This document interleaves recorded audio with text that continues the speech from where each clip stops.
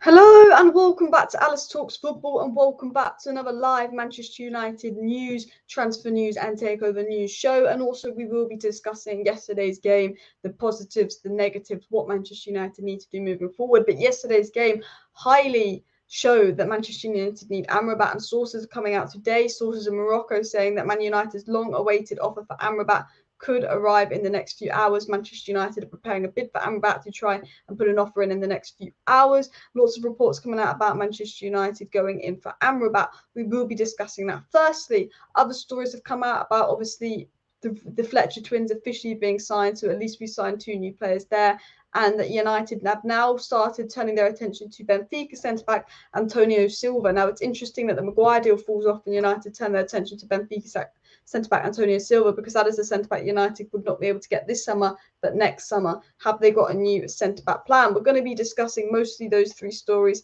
in today's video as well. But I want to first of all get into the news, obviously, about the Fletcher twins quickly, because it's not the most interesting news. We spoke about it before, but it is a new signing, young, old. We cover them all on the channel here, and that is Tyler and Jack Fletcher have joined Manchester United and been included in our professional development phase list. Deal was done and signed a long time ago, never in doubt. But the Fletcher twins have officially signed for United. They have officially joined Manchester United. So that's really good. 2 good young midfielders in there, and with the way our midfield was looking, you look at it and you go, oh, right now maybe Man United could have used them in the first team. So it's good to get 2 great young players in. And I have to say, for all the negativity around United at the moment, the one thing that United are doing well is their youth players: Hannibal Mejbri, Alvaro Fernandez, Garnacho, Sherrado, Pilistri. All these young players we signed have been good, and Jack and Tyler Fletcher are very, very good young talents out there that Manchester United have officially signed. So there's 2 new signings there in the midfield, 2 new signings that won't start, unfortunately, but that is at least 2 new signings underway as well. We will get into the live chat in just a second, but I do want to cover the Amrabat news. Interesting news coming out on Amrabat today. I don't think a deal is hours away, but I maybe think that United could actually go and put in an offer. If Manchester United reps watch that match, I think they will be putting in an offer.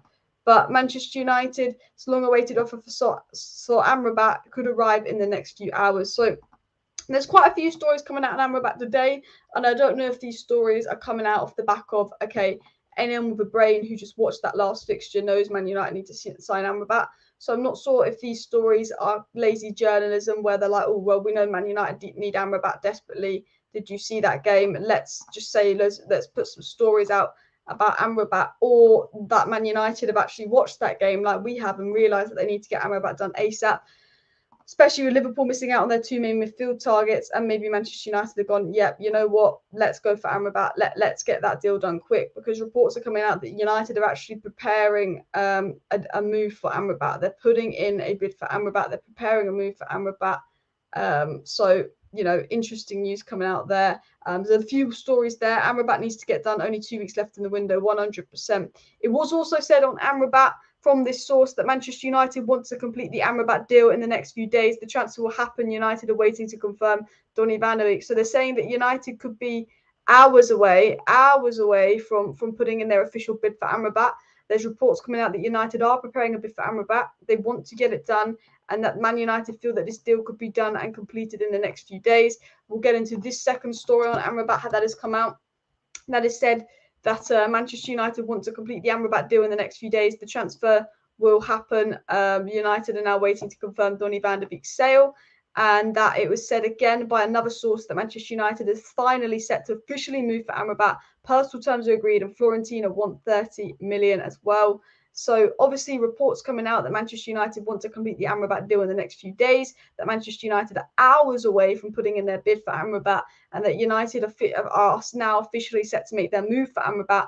They already have personal terms agreed. It's just about getting a deal done with Fiorentina, and that with Fiorentina asking for 30 million euros, which is 26 million pounds, Manchester United feel that the deal for Amrabat could be done very easily in the next few days, with Fiorentina already having their replacement organised, and Manchester United obviously already having personal terms agreed with Amrabat. So I was about to say Fiorentina Amrabat, that the 30 million deal could be struck. The only thing holding up this 30 million pound deal is obviously what's going on with Donny van de Beek. However, is Donny van de Beek crucial in Manchester United buying Amrabat after Fred and Koba were recently sold? There's a feeling that Manchester United may move quickly on this deal amid competition, amid the season starting, to get Amrabat done ahead of what happens with Donny van de Beek. So lots and lots of stories coming out on Amrabat today, and these aren't your tier one sources, and I always say wait to see what Romano says, because these aren't tier one sources. But again, new Manchester United are finally set to officially move for Amrabat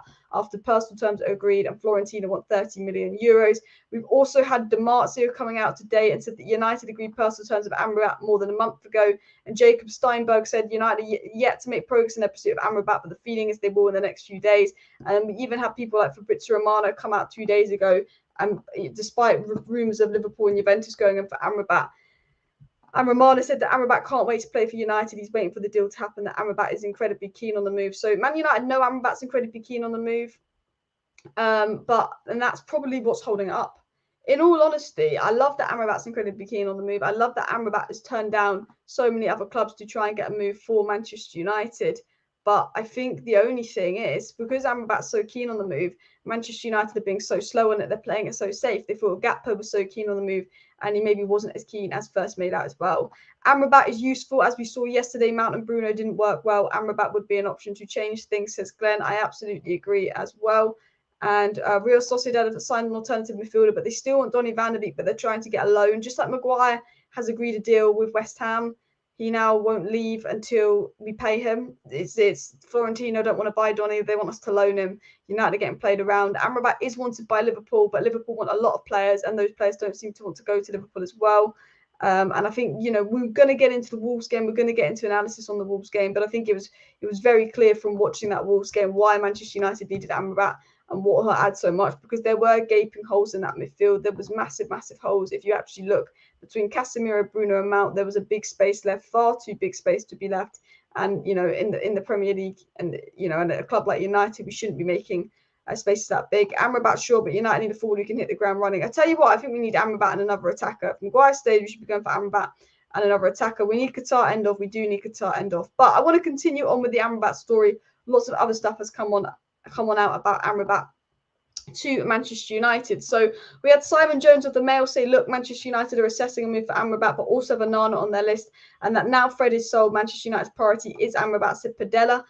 Sky Sports said the bulk of Man United transfer business is done, but they do maintain an interest in Amrabat, and they hope to get this Amrabat deal done.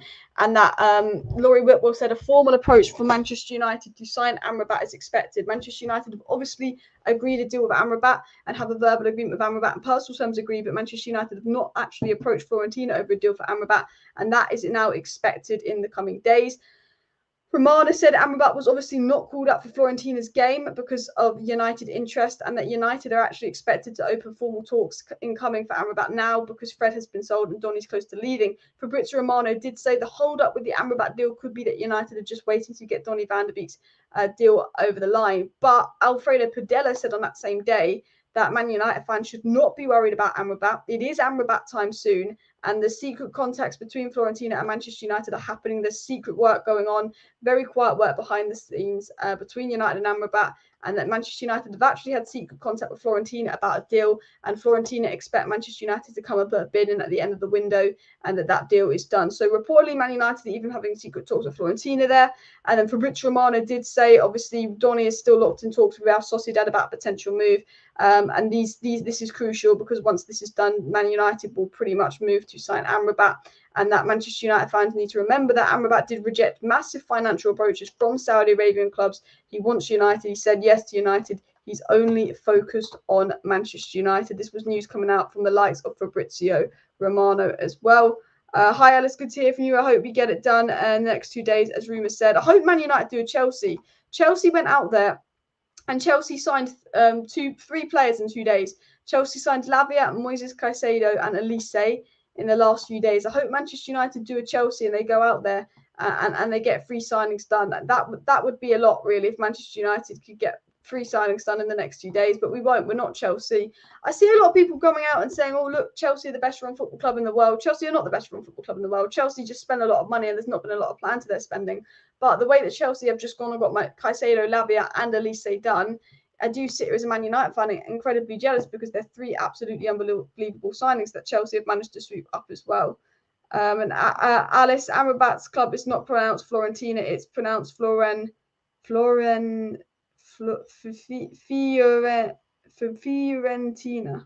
Fiorentina, is it? I can't pronounce things. I can't pronounce things as well. Still probably pronouncing that wrong. Casemiro and the backline had to deal with all those runners. They caved through us so easily and over. Yeah, I'm 100% going to get into analysis of that as well. And Alice, kudos to you. Man United transfer slow baffles me. Apparently, we need to speed up the Amrabat signing. And guys, smash that like button right now if you think Man United need to hurry up and get the Amrabat signed.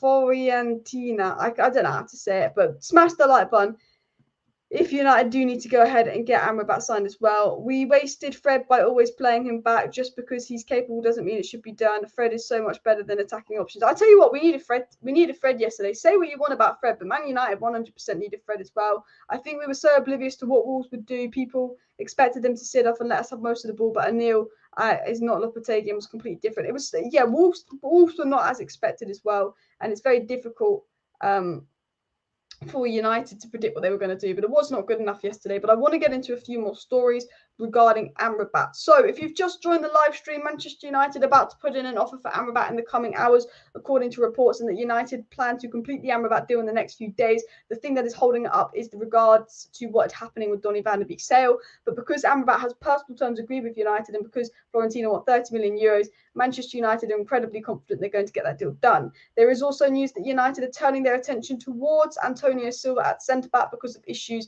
regarding the Pavard deal, which is now what we're going to get into, and then we're going to dive into some more live chats. But it has been said in the news that Pavard will not join Manchester United unless Harry Maguire leaves. United are struggling to pay off Maguire. So I'm sure you watched yesterday. I'm sure you watched my video that came out earlier today. I'm sure you've read the news on Maguire. Maguire has agreed personal terms with West Ham. He would earn 120 grand a week, but if he stays at United, he earns 190 grand a week. So that's 70k a week less. Manchester United have agreed a 30 million deal with West Ham for Harry Maguire. Harry Maguire's agreed personal terms with West Ham. So thinking if Maguire's agreed to join and Man United's agreed to sign Maguire, sell Maguire, what's the hold up? Well, Harry Maguire said to United, I'm not leaving unless you pay me £7 million. Unless you pay me the Sun is saying £15 million, but upon research, it's £7 million. Harry Maguire is saying, you need to pay the difference in my wages or I won't leave the club. And Manchester United are thinking, well, if we're going to pay the difference in your wages, then we're going to have to ask West Ham for 35 million, not 30 million, which is what West Ham don't want to do. United have already agreed a 30 million deal with West Ham United. And essentially, Man United have approached Pavard and said to Pavard, and Pavard was chosen as a priority over Todibo, we want you. We just got to wait for the Maguire deal to happen. You are our choice. United have had formal talks with Pavard. They've asked Bayern Munich to lower the price, and United have a verbal agreement with Pavard. United are under the expectation that Maguire will go. Manchester United agreed a deal with West Ham for Maguire. Maguire agreed personal terms with West Ham. So Man United are under the feeling that, okay, it's obvious Harry Maguire's going. Let's go and put those talks in for Pavard. Let's get that verbal agreement there with Bayern Munich. And basically, Harry Maguire's come to United and said, pay me or I don't leave. Maguire's gone to United and said, I'm not leaving unless you pay me to leave. And for me, that is very poor attitude from Maguire. I get that you do earn 190k a week, but Ten Hag has told you are his fifth choice centre-back. Ten Hag has told you you're not heavily involved in the plan, and you've obviously come out there demanding more money. David Ornstein has just tweeted here, Harry Maguire will not be joining West Ham. Man United would need to replace him on short time. Ten Hag sees the 30-year-old important squad member and happy for him to fight for his place. The defender did not agree terms with West Ham United. It is breaking news coming out, and this to me is Manchester United PR, but it's just been said right here by David Ornstein. Maguire is officially not joining West Ham. Man United would need to replace him on such short time, and Ten Hag sees the 30-year-old as an important squad member, and basically Man United are now protecting Maguire. The reason the deal didn't go through, as said, is because Maguire said he won't leave unless we pay him off. Maguire said, I'm not leaving unless you pay me off. Man United said to Maguire, we're not paying you off. So Maguire to West Ham has fallen through. And now Man United will put out that Ten Hag likes him and that Man United didn't sell him because they couldn't find a replacement. Man United found their replacement in Pavard. David Ornstein's a very accurate guy, but this is a brief. Man United found their replacement in Todibo and Pavard. That's not why he wasn't sold. Maguire wasn't sold because United aren't going to give him a payoff to leave. So West Ham have left the race for Maguire. Maguire is officially staying at United, and now United will put out that he's an important player. And people will say, "Look, Alice, let's put Maguire on the bench. Let's get rid of Maguire. Let's drop him." And you know what? If Southgate drops Maguire for Levi Colwill, I will be happy because it will tell Maguire this is why you don't stay for money. because you are fifth choice centre back behind Lindelof and behind Luke Shaw. And I don't know why Maguire stayed. I think the people around him are giving him the wrong advice. He should have left. He should have gone to West Ham. He would have been a brilliant player for West Ham. But do I want Maguire to be kicked out the team? No. Do I want Maguire to be good for United? Yes. Of course I do. I think kicking out Maguire out of the team was ridiculous. I think that, he's going to be here as a fifth choice centre-back. Ten Hag didn't want him here. Ten Hag would rather have Pavard or Todibo in, but Maguire didn't want to leave. He wanted to stay for the money. And as a fifth choice centre-back, it's not the end of the world. He should have gone. He should have gone in May. He shouldn't be demanding a payout, and we should have got Kim Min-jae in. No doubt in my mind, that's what should have happened. That's what Ten Hag wanted to happen. But Maguire does not want to go unless we pay him off. And people will get mad at United saying, why don't we just pay him off and let him go? How dare we pay him off? If we pay him off, we've got to pay off every other player we sell. Every other player we start selling will demand a payoff or say they won't go. And we have problems selling as it is. So we've said, you know what? Screw you. We ain't giving you the payoff. You go or you stay. Maguire's opted for money. He's opted to stay. As a fifth choice centre-back, as a bench player, he's not a bad option. He's not bad as a fifth choice centre-back. He's not bad as a bench player. He will have some use to play in some games and fill in for Varane here and there. I don't mind Maguire being a bench player. But it's the fact that he's on 200 grand a week. The managers told him to go. The managers told him he's not wanted, that he stayed. It is the fact that he's not in the plans. It is the fact that he's not wanted. It is the fact that he's purely at this club for the money, which is what I don't like, that he's staying. If he was not at this club for the money and no one had come in for him, let's say he stayed this summer because no one had put a bid in for him and no one had come in for him, fine. But the fact that United have agreed a fee with West Ham, a 30 million price tag with West Ham, the fact that United told him to go and he's not gone because he wants a payout, says to me, you could have gone, you had an opportunity to go, and you didn't go because you wanted the money. And that's not the kind of attitude that I think Manchester United want in the dressing room. Yes, he's entitled to that money. And yes, you can say, look, would you take a pay cut? La-di-la. But for me, the fact that he's staying, when he had an offer to go, is bad. When he didn't have an offer to go, I didn't have a problem with him staying.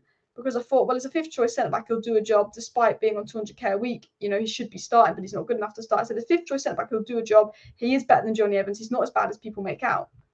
But as a player that had an opportunity to leave and we accepted a bid for him and we could have got 30 million for him and then replaced him with Todibo and Pavard, for him to stay for the money, shocking that. Absolutely shocking.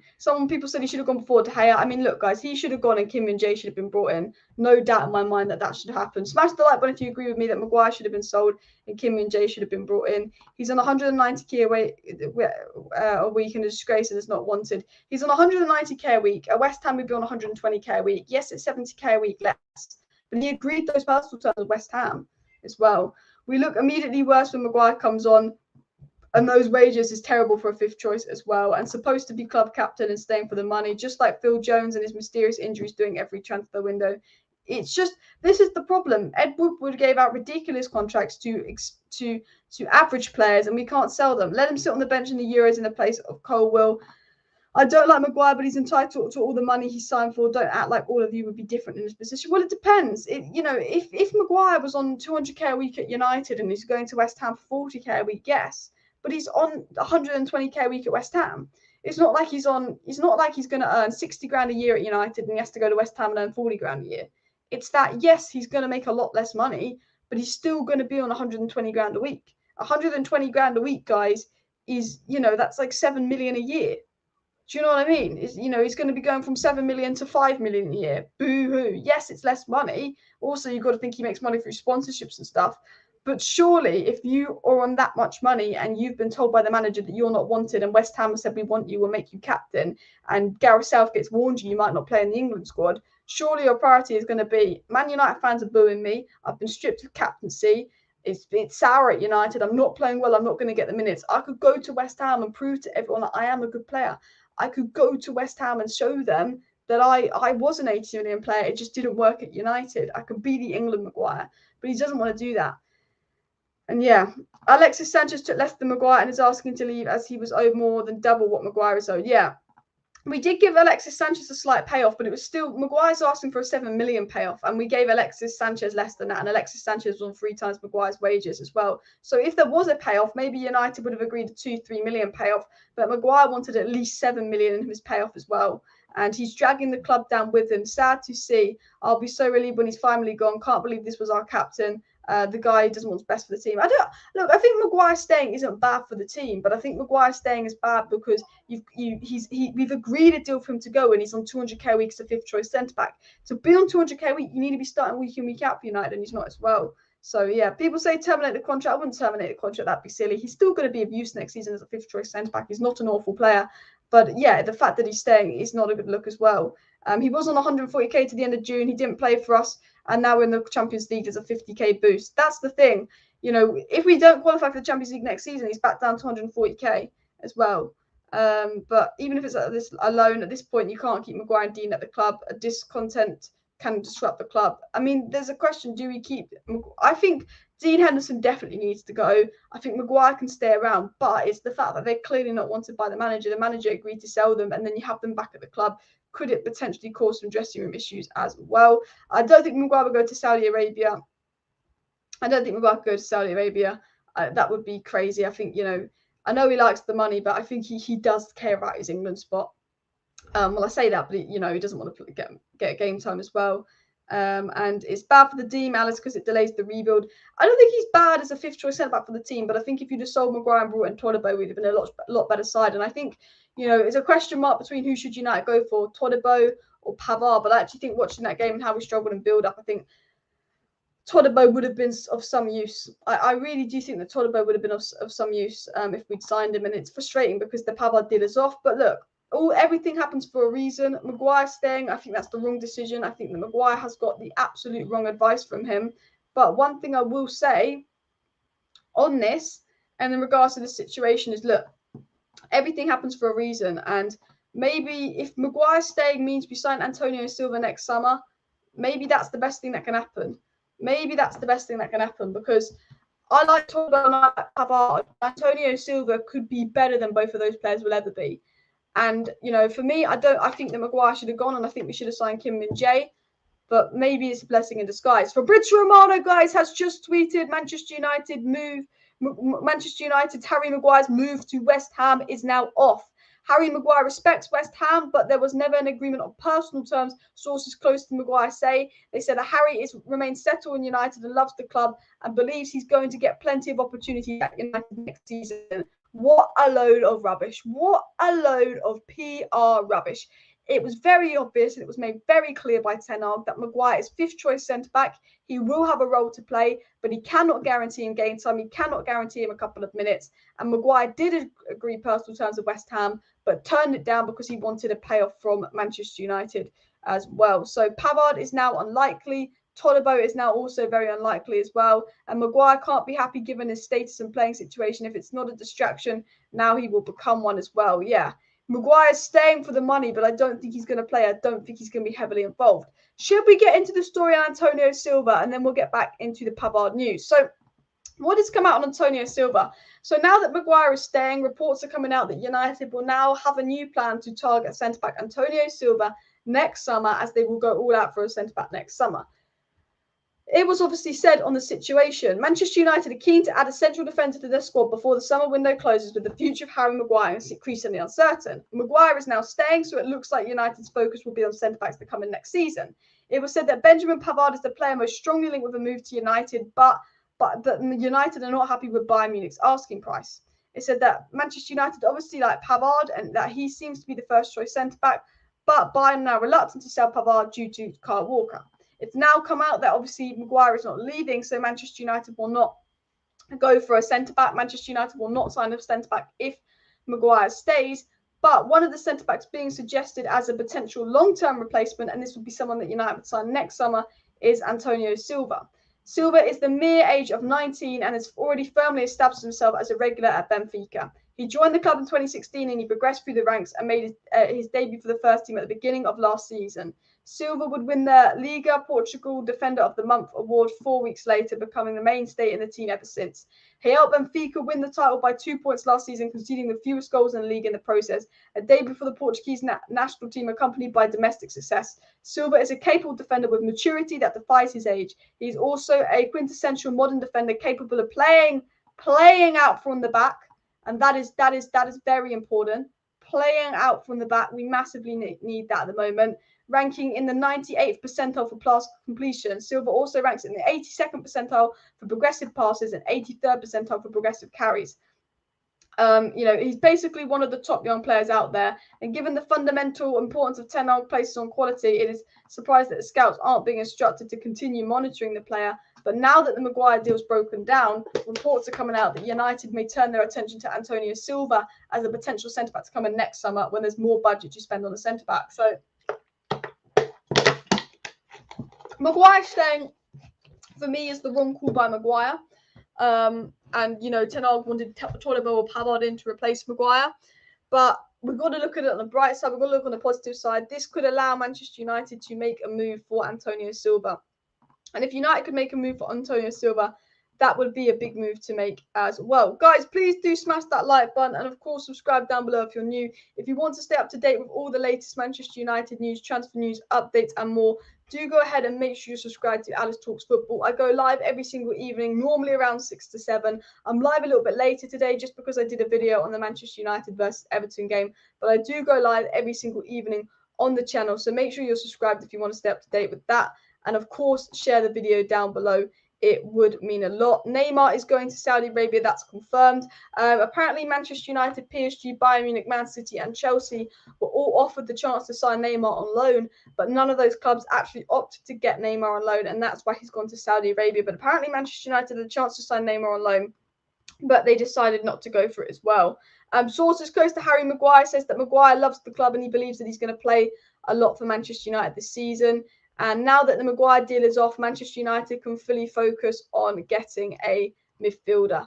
Manchester United's focus, now the Maguire deal off, is now on Amrabat. Reports coming out that this Maguire deal falling off is now time for Manchester United to go all out for Amrabat. Manchester United feel that Amrabat's importance is needed. So more news coming in about United going all out for Amrabat here. Smash the like button if you want Amrabat. And Alice, we could buy him and loan him back out to Benfica. United don't do stuff like that. And best midfielders have multiple physical CMs, especially in the Premier League. It's a bit naive to play a 6 with 2 cams, says Alex B. And I absolutely agree. We are going to talk about how Manchester United played yesterday. We are going to have to talk about the positives and the negatives to come from that game. But unfortunately, there are quite a few negatives around yesterday's performance. It's more negative than positive. I mean, the positive was Sancho.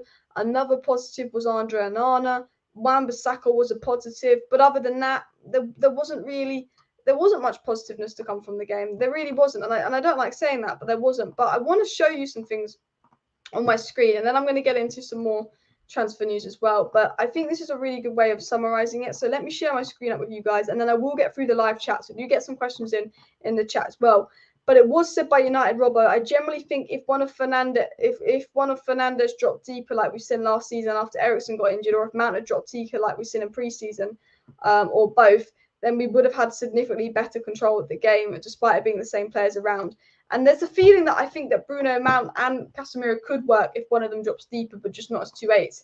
It would have helped if Garnacho took advantage of the constant space and 1v1 scenarios he was in. Like Eric said, the starting front three setup simply didn't do enough outside of Rashford's half chances.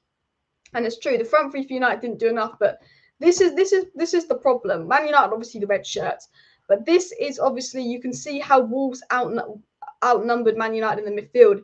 And Casemiro was arguably Manchester United's poorest player yesterday. Casemiro was poor, but the reason I've not gone in on Casemiro is because it wasn't Casemiro's fault.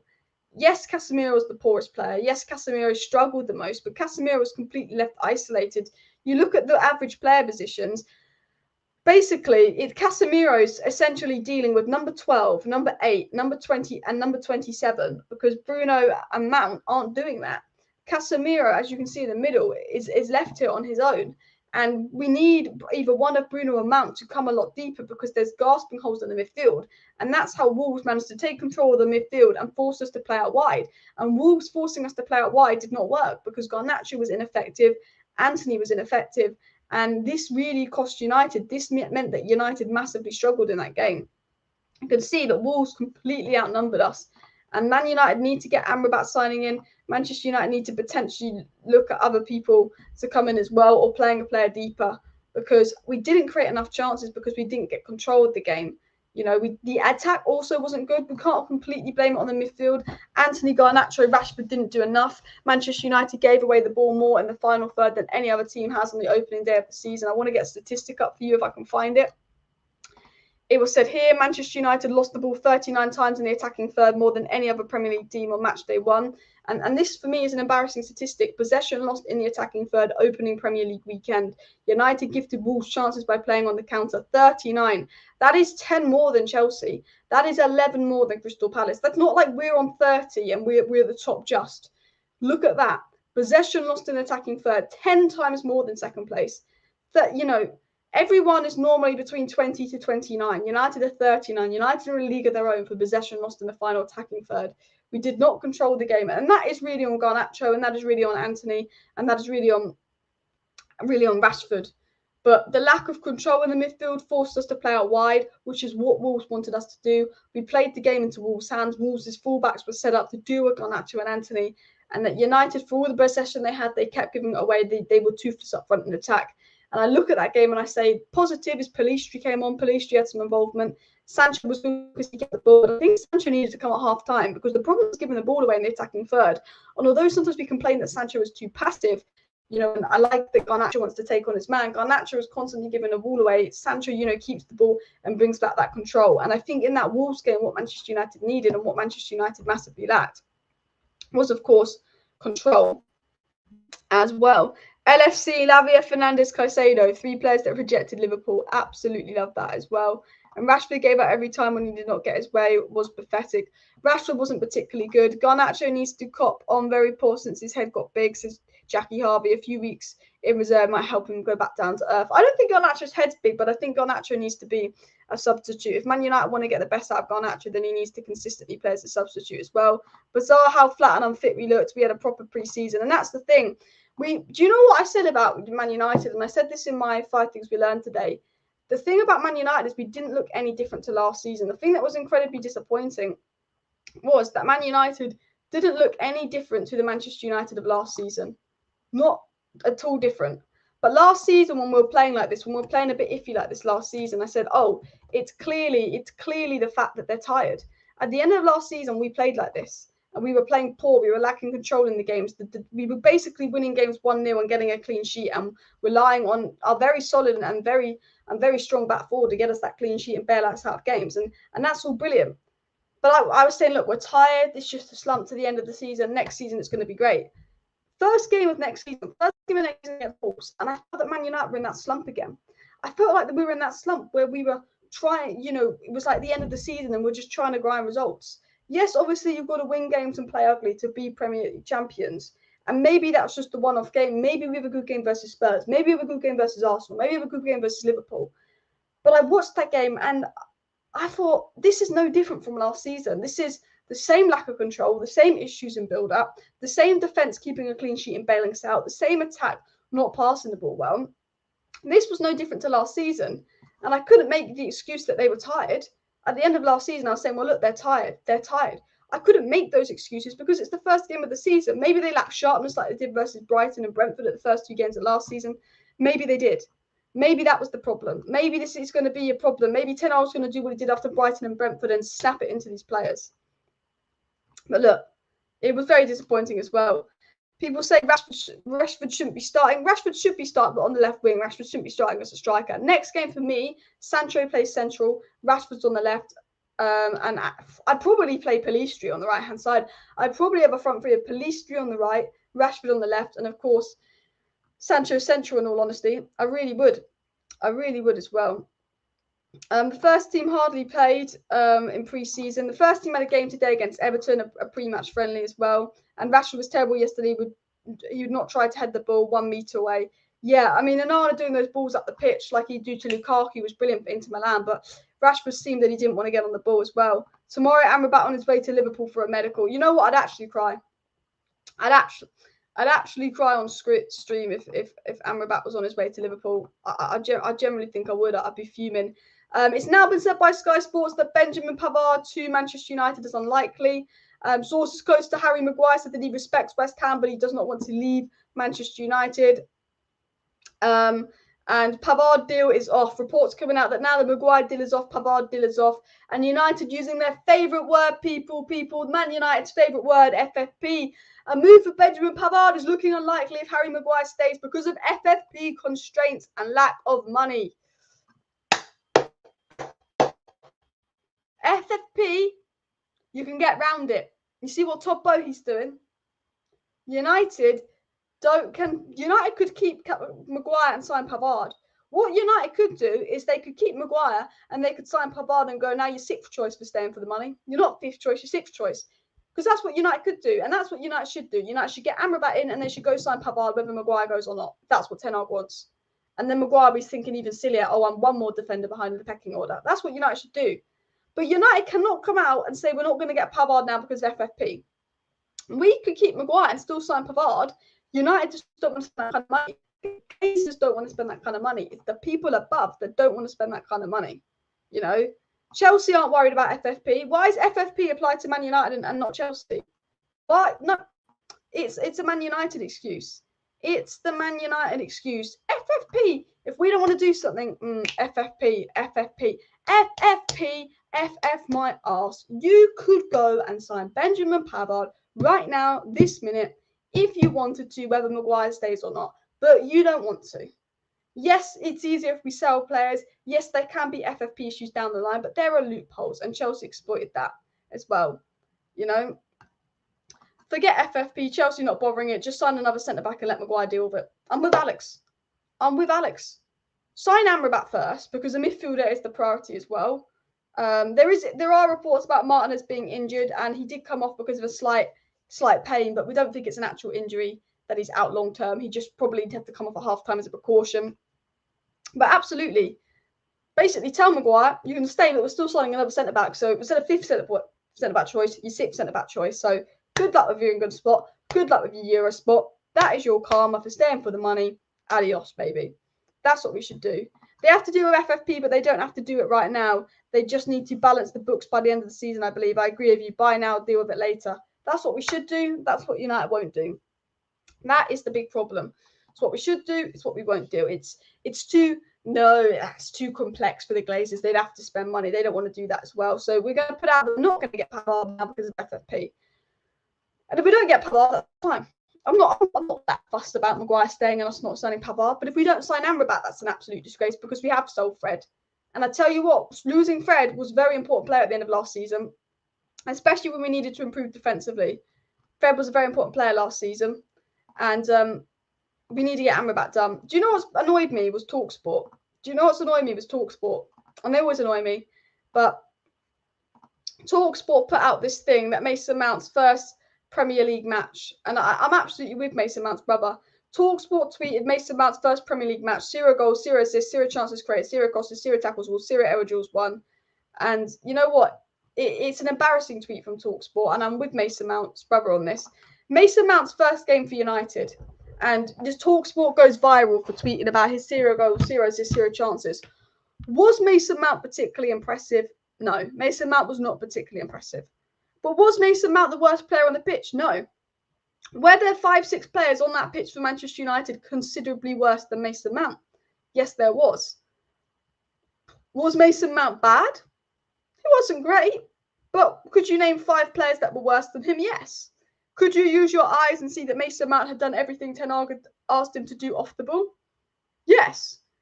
Did Mason Mount have discipline, good pressing, do some good work off the ball? Yes. Did he do a lot on the ball? No. Did Bruno do a lot on the ball? No. Did Rashford do a lot on the ball? No. Did Sancho do a lot on the ball? No. Did Anthony do a lot on the ball? No. Did Garnacho do a lot on the ball? No. But TalkSport ready to jump on this. Let's go hate on Mason Mount. A really lazy tweet. And Mason Mount's brothers come out and said this. I tried to let this go all day, but honestly, shame on you, TalkSport. These players know these people get enough abuse without you adding fuel to the fire. A reminder that he's had a very successful 18-year career in football and he's a good kind of human being, more than I can say for some of you reporters. And you know what? I think the Mason Mount abuse yesterday was actually quite unfair. I could name 5 players worse than Mason Mount. I don't think Mason Mount was good, and I'm not saying that Mason Mount was good yesterday, but Mason Mount did a lot of work off the ball. Did a lot of good things, did a lot of things right. But they won't mention that. They're going to say that 0 this, 0 that, 0 this, 0 that, 0 that. And look, while I wasn't the biggest fan of the Mount signing, why I think it didn't make sense, and we clearly needed someone to play closer to Casemiro and to help with possession and progressing the ball through phases of play, and Mason Mount's not that player. You know, I thought there was bright sparks in Mason Mount's game yesterday. I thought there was moments in Mason Mount's game yesterday where I could see Mason Mount was progressing the ball well. He was moving the ball well. There was lots of positives in Mason Mount's game yesterday. Lots of positives. But people only want to talk about the negatives. I think he wasn't good. I think I gave him a 5.5 in my player ratings because, you know, him and Bruno leaving Casemiro costed us the control of the game, and that is why we didn't play well. But, you know, for these silly tweets from TalkSport, 0 goals, 0 assists, it winds me up in all honesty. It winds me up. It winds me up as well. The real problem was Mount and Bruno. Mount and Bruno was my problem. You know, if we play a 6 with 2 cams, that could happen again and again and again. Mount and Bruno, the system didn't work. And I'll be honest with you, I'm not going to blame Mount. I'm not going to blame Bruno. I'm not going to blame Casemiro. If there is anyone to blame, and I don't do this a lot, but this is Erik ten Hag. That was Erik ten Hag's fault. I think it was naive of Erik ten Hag to go into the first game of the season and think that he could play his 2-8 so far ahead of Casemiro and leave Casemiro isolated. We know that Casemiro is very strong defensively, but we know Casemiro is not good at breaking lines and progressing the ball through phases of play. He's not an elite passer. So when Casemiro is on the ball, and it's not even Casemiro's fault, Casemiro is a good passer, but he's not an elite passer. But Casemiro is on the ball, and none of our outfield players were making runs for Casemiro. None of our outfield players were making these runs here and there, going, you know what, we'll make these runs. So then, you know, it's easy for Casemiro to pass. Casemiro had the ball. Casemiro's not the best passer.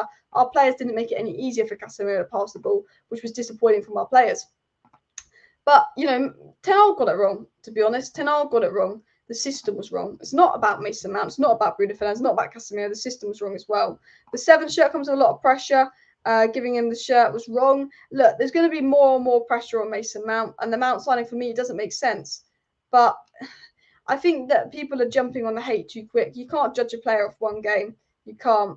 If we play a 6 and 2 cams too often, it's going to happen again and again and again. I have no interest in what TalkSport say. I mean, look, it is talk shite for a reason. It's known as talk shite for a reason, absolutely. And Wan-Bissaka and Onana were the only players that can hold their heads up. The front three were dramatically worse than Mount. Erik ten Hag set up poorly, but nonetheless, just talk shite, doing clicks for usual. And you know what, Ed? Comment of the day. Ed is absolutely spot on. I thought Sancho was good as well, but he came on for about 15 minutes. Same with Pellistri. But out of the players that started, Wan-Bissaka and Onana were the only players that did their job. The front three were worse than Mount, absolutely. And Talkshite is doing this for clicks as well. An interesting comment here by Alex, and this was something I was thinking about earlier today. I've noticed we become small, somewhat physically, underwhelming squad in this rebuild, something to look out for. And I think that's why we're linked with Onana, Everton's Onana. But the only thing that puts me off signing Everton's Onana is that I don't think he's going to help in terms of build-up. And I think we need a midfielder that's massively going to help us in build-up. And I don't think we quite get that in Onana as well. But you know, it is what it is as well. Bruno should have played in a deeper role next to Casemiro about 10. You know what? I'm with you, Nick. Normally I'm not. I like Bruno in the 10 role because I think Bruno is better in terms of output than Mason Mount. But we saw Bruno play deeper when there was injuries with Eriksen, when there was issues with Casemiro's suspension. We've seen Bruno play deeper multiple times this season, and Bruno's good in that deeper role, and I think he needs to come deeper and support Casemiro as well. Casemiro has to defend press options and play as a deep line playmaker by spreading the balls left, right to the wings. Casemiro was asked to do about the role of 2 players. Casemiro is a good player, but Ten Hag was asking him to do the roles of 2 players. And believe it or not, Casemiro is 1 player, not 2. And that was a big problem with Casemiro as well. Wan-Bissaka does not get enough credit. He was good. Varane was also good. Good point. Lindelof was all right. Like, look, the back 4 was fine because we've got a clean sheet. But, like, when you actually think, right, who was all right and who was good? Wan-Bissaka, Varane were good because they got a goal and assist. They won us the game. Onana was good. Lindelof was all right. Martinez was all right. But yeah, like the defense did nothing wrong. The back 5 did nothing wrong really. It was just moving forward, midfield attack moving forward as well. We needed Fred in that pivot yesterday. The club don't have a clue, not one. I agree. Fred was needed a pivot yesterday as well, and we will suffer to the end of the season if we don't sign a number 8 baller in midfield like Amrabat. And Varane was clear of everyone, and Varane was also good. I completely forgot about Varane as well. And it's naive of Erik ten Hag to think that we can sign Mount. Erik ten Hag got it wrong, unfortunately. Whether it's the first game or not a good sign. It doesn't mean he ain't a good player. The thing with Mason Mount is, I actually think it's not about Mason Mount, Bruno Casemiro. It's about how we're using Mason Mount, Bruno Casemiro. I'm trying to look for the positives. As I said when we signed Mason Mount, I said I would have signed a player that's more defensive and could play next to Casemiro. I would have been signing a Moises Caicedo, Enzo Fernandez type player that Chelsea have signed. That's what I said with regards to Man United signing Mason Mount. I said I'm not the biggest fan of Man United signing Mason Mount, but I don't have an issue with it if we sign Amrabat to play alongside Mason Mount. If we sign Mason Mount, a defensive-minded midfielder, I have no issue with us signing Mason Mount, but we haven't signed that defensive-minded midfielder yet.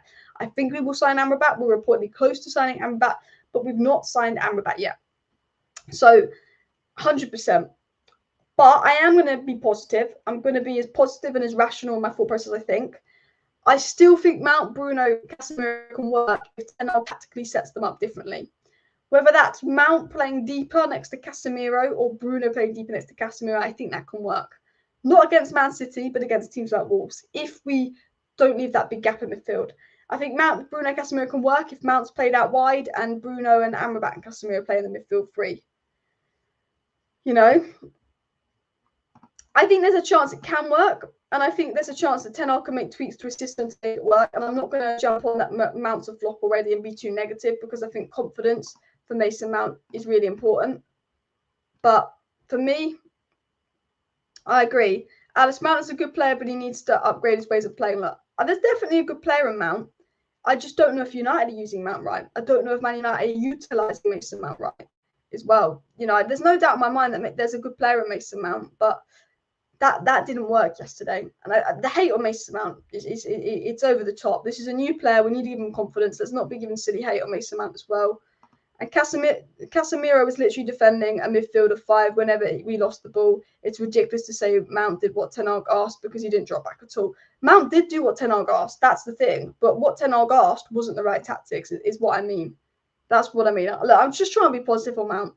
I'm trying to be positive on Mount because he's a new signing and I don't want to... Look, obviously I wasn't the biggest fan of us signing him. I didn't think he was quite what we wanted, but I don't want to have it. I don't want to have an agenda or be out to get a new signing from day dot. You know, I don't know why. When we signed Anthony, I said when we signed Anthony, I don't think he's worth 100 million. I think we should have got Elise for 35 million. You go through my tweets from a year ago. I said United should have signed Elise for 35 million a year ago. I did. I wasn't the biggest fan of us signing Anthony. I wasn't the biggest fan of us signing Mason Mount. I didn't think those two players were what we need. Anthony's not impressed me that much. Mason Mount, he was all right, but I'm not gonna, especially Mason Mount because he's been here a week. Basically, I'm not going to sit and criticise Mason Mount, and I think these silly tweets from TalkSport, yeah, silly. If we play Sancho as a number 10 and back Rashford to his position, we'll be more better. I'd like to see Sancho back, let Rashford back on the left wing, 100%. Mount needs time to settle into the system as well, but sometimes it just takes time for a player to settle in as well. Caicedo's what it should have been, but 110 million is what we could do. We didn't have the money. Have to see spatial and positional adjustments be made. I don't love the Bruno and Mount in the same midfield. I agree. Garnacho and Rashford cannot play together. Rashford lacks the ability to link up and footballing intelligence to play off his teammates. The main reason why Ten Hag's making him a 9. I think Højlund coming back is very important because that means he can play Rashford as a number 9 in his predominant position as well. We must sign Amrabat now. Like, guys, smash the like button if you want Amrabat to be signed now. I absolutely agree as well. And Erik Ten Hag's tactics are regressing us at the moment. He doesn't know what's his best team. Mount isn't a deep midfielder. Who told him that? I thought he watched Mount of the test. I think Erik Ten Hag thinks that Mount, Bruno, and Casemiro can play together and wants to play them as 2-8s. Okay, that's what I think. I think he wants to play them as 2-8s. But I don't think in the Premier League that works. I think one of them's got to drop deeper next to Casemiro. I think Mount has potential to be able to do that, but that will have to be a role he adapts to, and it might take time. Same with Bruno Fernandes. But I'm trying to be positive as well. Play 4-4-2 against Spurs. I would definitely play Sancho against Spurs. I would definitely play Pelistri over Anthony against Spurs. I'd be honest, I'd drop Garnacho and I'd drop Anthony. And I would tell Bruno Fernandes to play next to Casemiro and have Mount as a lone 10. That is what I'd do versus Tottenham Hotspur, in all honesty. And I would go out of my way, and I'd also make sure that Manchester United go and sign Amrabat. Right, I would say to United, you need this player right now. You need to go and sign Amrabat. And I'd hope and beg that Man United then will go, you know what, we're going to go out there and we're going to sign Amrabat. We're going to get the Amrabat signing done. And maybe Man United can realise the importance in signing a player like Amrabat, why he's so important, why he's so needed. as well. But guys, Amrabat is needed for many reasons to solve this issue, i.e. Casemiro on his own, and also for numbers. Remember, we lost Fred, so we need numbers. Absolutely. Smash the like button, people. We need Højlund up front and Amrabat as well. And after that showing yesterday, I thought Amrabat would be doing his medical today, to be honest. It would have been nice, but unfortunately, United don't operate like that as well. And we need 3 new signings. Look, I actually think right now, if Maguire's staying, we just go and sign a big centre-back like Antonio Silva next summer. If Maguire stays, we just sign a big centre-back like Silva next summer, potentially a right back, depending on the situation with Wan-Bissaka and Dalot. But I think Wan-Bissaka's been good lately, but I think Ten Hag would like another right back to progress. And then I think Man United should probably go out and get another striker next summer. But this summer, I think realistically, it's just going to have to be Amrabat and then see how many funds we have left to potentially put in another attacker or winger. I think Man United need a versatile forward, and I think Man United need Amrabat. They're the 2 signings I'd make this summer. Maguire is staying. I'd go all out for a big centre-back next summer, go out for a right-back next summer, and potentially a big striker to help out Højlund next summer. But unfortunately, that won't be Harry Kane with his move to Bayern Munich. That's what I do. What is happening with Amrabat? I spoke about what's happening with Amrabat and the situation regarding Amrabat the first 10 minutes of this video. So if you've just joined the live stream and you want the news specifically on Amrabat, scroll back right to the beginning of the live stream. That's what I'd say as well. An issue with Højlund is not certainty he hits the ground running with his age and development level as well. And I like Rasmus Højlund, but Alex makes a really good point. Man United could bring in Rasmus Højlund, and he's a great young player, and I'm a big fan of Rasmus Højlund. I think he has potential to be brilliant, but he might be rusty. Mount hasn't hit the ground running. Yes, it's one game. He might be really good the next 6 games, and we can say he's hit the ground running. But Mount might not hit the ground running. Højlund might not hit the ground running. And the only signing that is making an instant impact right now is Andre Onana, and he's making a good impact. But Andre Onana was on the ball, and none of our players were making runs for him. I was actually getting really frustrated. Andre Onana's on the ball. He can spray the ball. He can distribute the ball so well. And no one is making those runs for him as well. We need Amrabat ASAP. Let's hope we get Qatar. I mean, look at the money Chelsea are spending. I want Qatar. And I think Erik ten Hag wants to expose Glazers, hence he's changed his tactics. The one-touch pass wasn't seen in yesterday's match. Erik ten Hag just wants to win matches. It's not about exposing the Glazers. But I think that Erik ten Hag will adapt his tactics. I think Erik ten Hag will change his tactics. And I think there's a lot to be positive about. What I do want to get into, actually, is I said this earlier. I was trying to be positive, me trying to be positive. But I said this. I said I said we got 3 points today, and that's the most important thing. But the performance was poor. There was midfield struggles, but I don't think we need to overreact just yet about the loss. Do you know why I said that? I said Ten Hag expressed post-match discontent with us in possession. After the match, Ten Hag said he was not happy with how we controlled possession and how we played in possession. We gave the ball away sillily. After losing the first 2 games of last season, Ten Hag tweaked his system. He made a lot of changes. I'm confident he'll adapt and will progress and will improve in build-up.